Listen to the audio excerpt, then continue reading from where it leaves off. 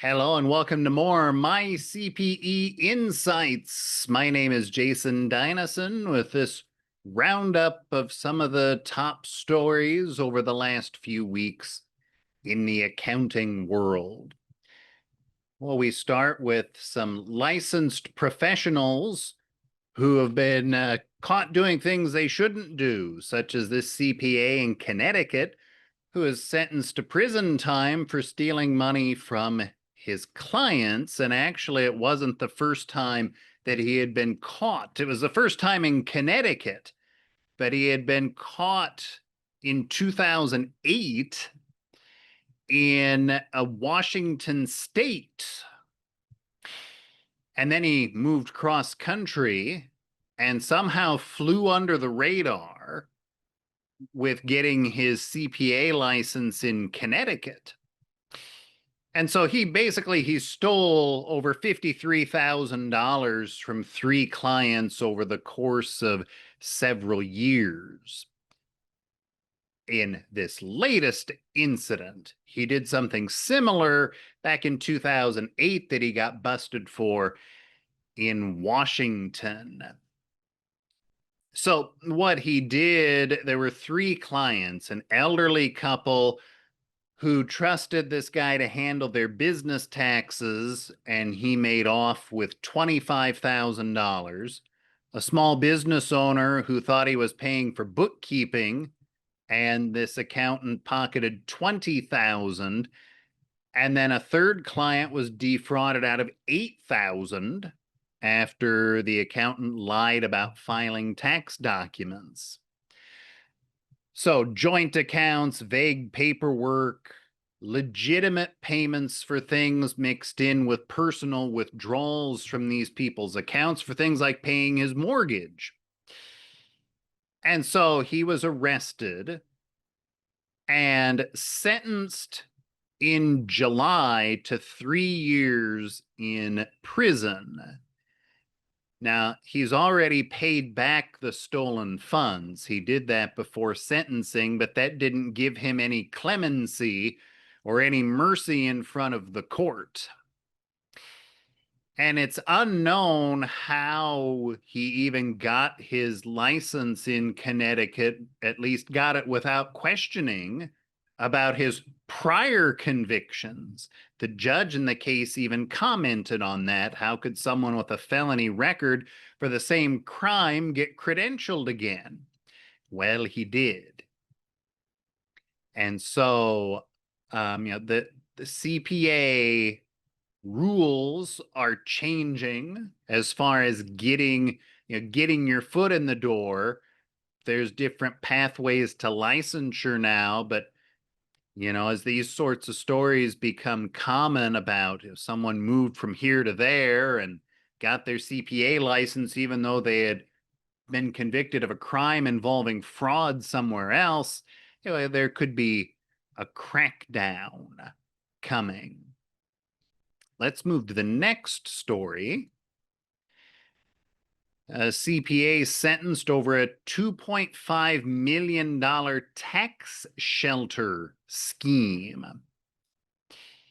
So, and this, in this one, there's this CPA from Indianapolis who has been sentenced to prison along with an Illinois tax preparer, both sentenced to prison because of misuse of royalty deductions and CARES Act funds.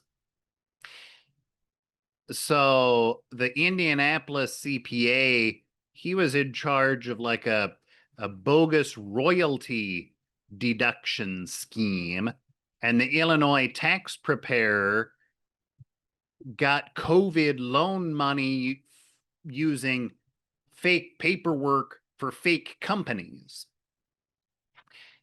That also is something that has happened a lot through the years since the pandemic.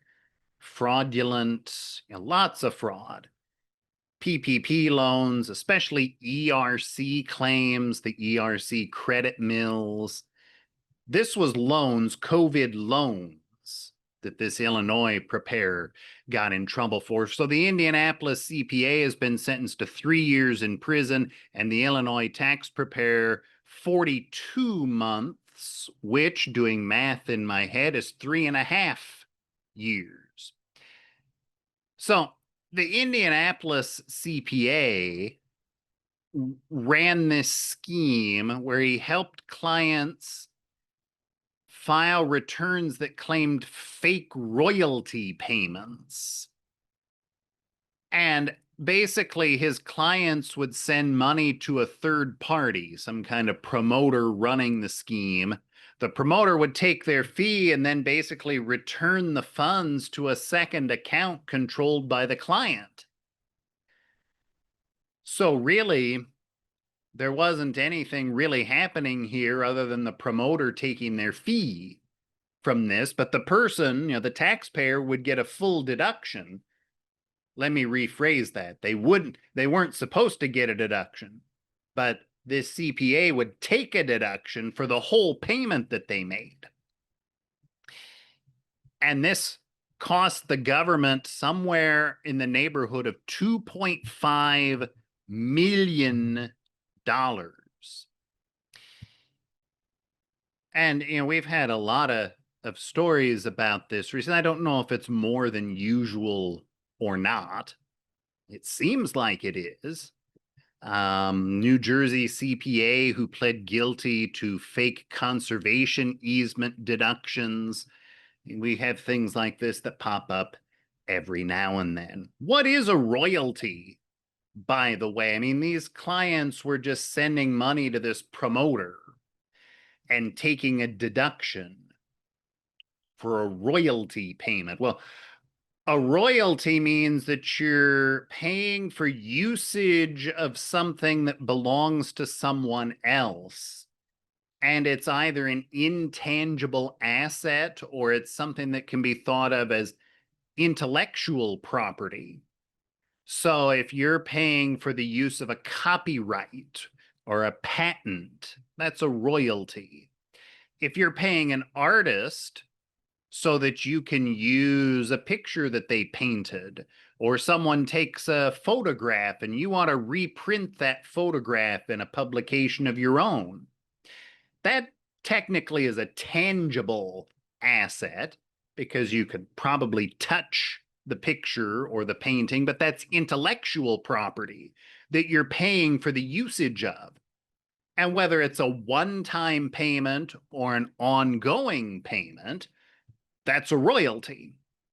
And there was none of that here. There was no intellectual property changing hands and no nothing. It was just this money that was being transferred and people were taking deductions for it, apparently at the behest of this CPA.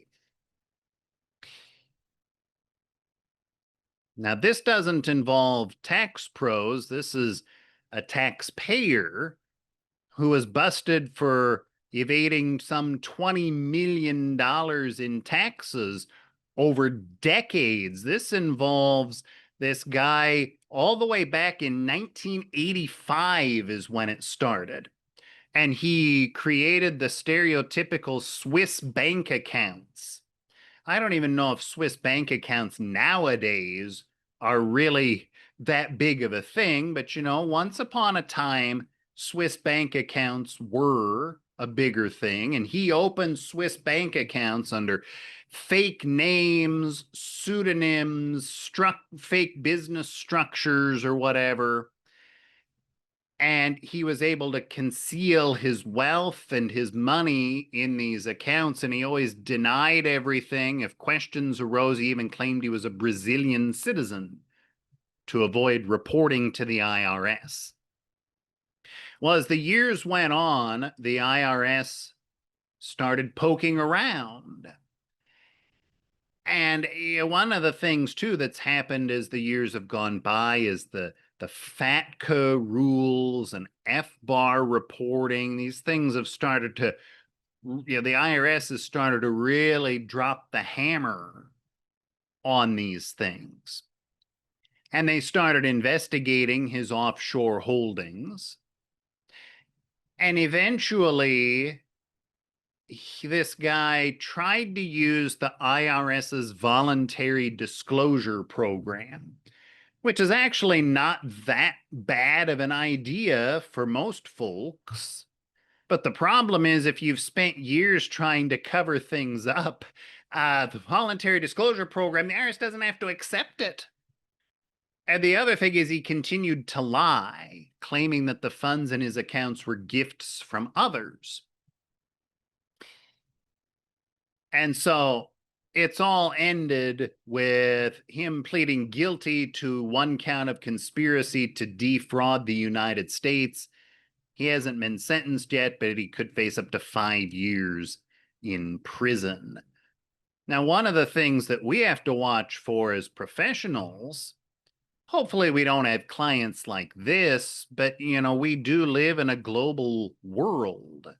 And if our clients have bank accounts in another country, even if they're not hiding anything, which hopefully they're not, they need to be reporting those accounts, because the FATCA and FBAR penalties are quite large.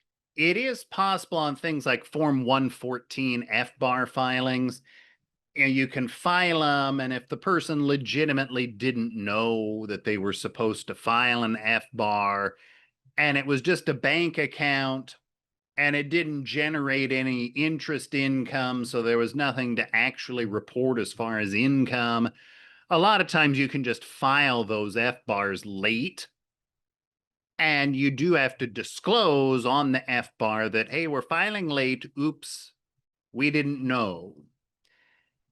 And you probably won't be penalized.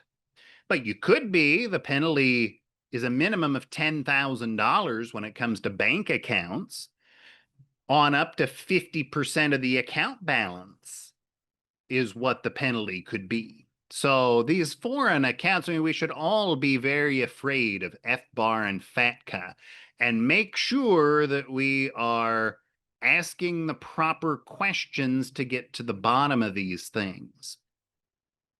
All right, moving on to some other news. Looking at the clock, we've spent quite a bit of time talking about tax fraud sagas. Let's talk about AI now. Thomson Reuters has unveiled, or they're getting ready to unveil, 2 AI systems that they say could save 240 hours a year to tax pros. So there's ready to advise and ready to review. And if we continue down here, ready to review is in its early phases and is expected to launch broadly this year. And the goal with ready to review is that it will basically go from start to finish on the 1040 and give the professional a review ready 1040.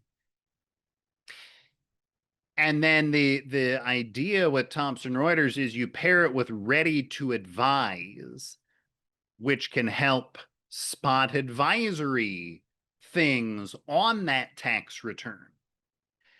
And all of those things help save time, which should free up professionals then to do the higher level advisory work that today's clients, even somewhat basic 1040 clients, really want. All right, every now and then we highlight bigger firms having problems with regulators. BDO is not a big 4 firm, but they're a bigger firm, and they've been having trouble with UK regulators. And nearly 30%, according to the regulators, of this company's audits required significant improvements. And so there were some improvements on things with the inspectors in the latest report compared to the prior report. But BDO is still in last place among its peers, many of which achieve success rates a lot higher with the regulators than BDO's percentage. So just something else to bring up. And, it's not really picking on any one firm. I mean, it kind of is on these articles like this, but over the course of time, a lot of different firms get featured for these problems, including Big Four firms. Another tax-related story about state taxes here. So In-N-Out Burger Company is relocating from California to Tennessee. Now, their CEO was on a podcast recently and didn't specifically mention taxes as a reason for moving. However, if we think it through, Tennessee has no personal income tax at all. They used to have a tax on interest and dividends, but that's been gone for several years. So California's top rate is 13.3%. Tennessee's is 0. That would apply to capital gains and dividends too. Tennessee doesn't have a state level tax on those things. Tennessee does have a corporate income tax, and I guess it depends on your perspective of that much lower. Is it that much lower than California's? I mean, it's 2.3% lower than California's corporate rate. Property taxes are a little lower in Tennessee. And Tennessee also has some job credits that are available as well. Kraft Heinz has been in the news. This is a company that Warren Buffett's Berkshire Hathaway bought into in 2013, along with 3G Capital, a $28 billion acquisition, and then they merged with Kraft Foods in 2015. But there have been problems as Kraft Heinz has had to write down $15.4 billion on Kraft and Oscar Mayer. They're trying to spin off some of its grocery units, Kraft, Oscar Mayer, and Velveeta, while retaining Heinz ketchup and Philadelphia.